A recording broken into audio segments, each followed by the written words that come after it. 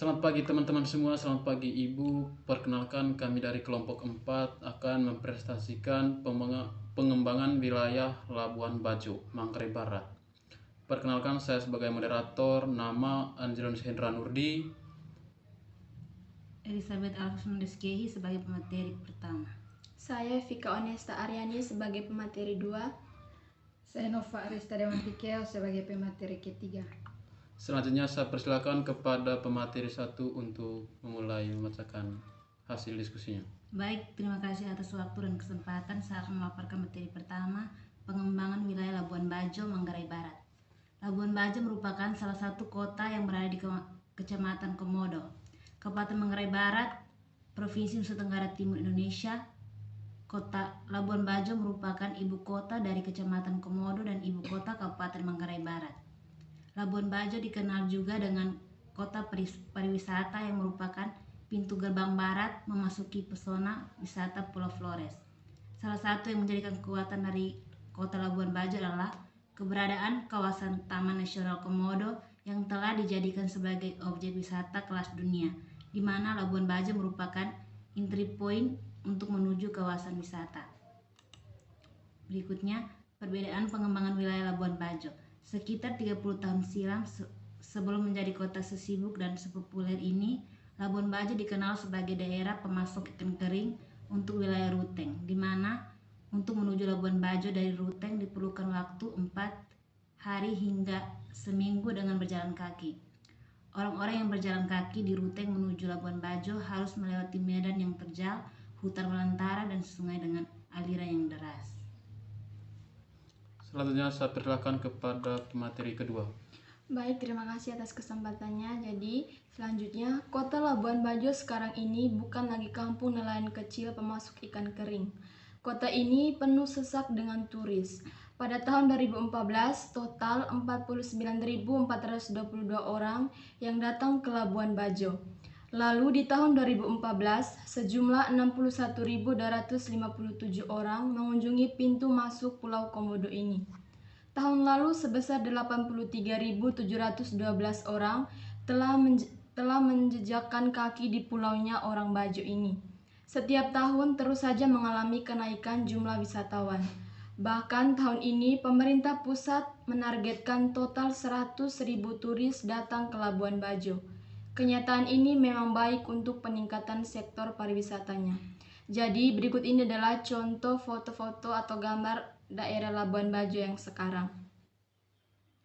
Baik, selanjutnya, apakah pengembangan wilayah Labuan Bajo sudah sesuai dengan pengembangan nasional provinsi dan kabupaten?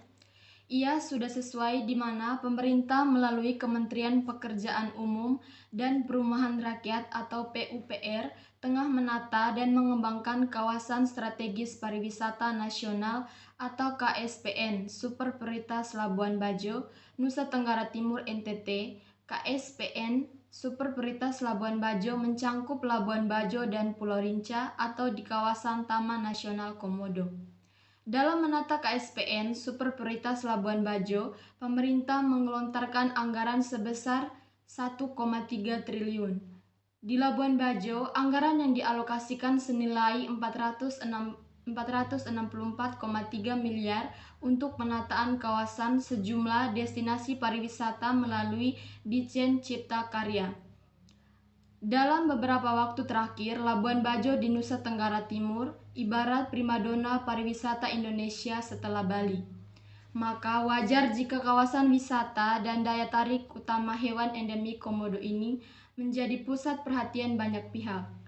Dengan dijadikannya Labuan Bajo sebagai DPSP, Kementerian Pekerjaan Umum dan Perumahan Rakyat atau PUPR terus melakukan pembangunan infrastruktur kawasan strategis pariwisata nasional atau KSPN Labuan Bajo untuk menjadi salah satu destinasi wisata premium. Baik, selanjutnya diberikan kepada pemateri 3. Baik, terima kasih.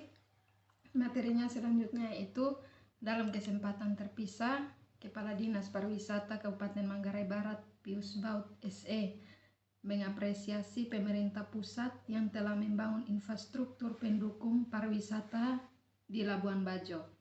Salah satunya Deterfront.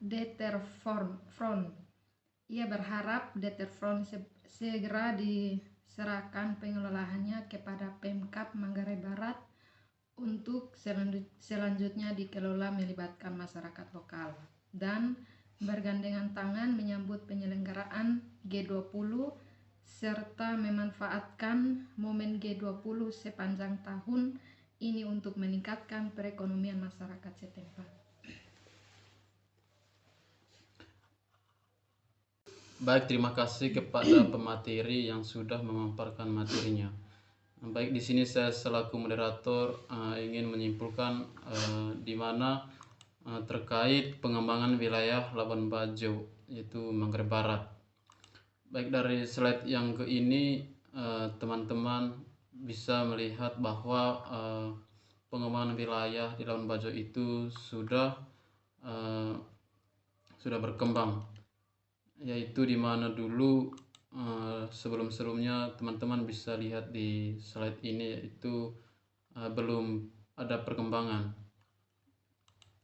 Jadi di tahun-tahun berikutnya ini Labuan Bajo sudah berkembang atau sudah maju.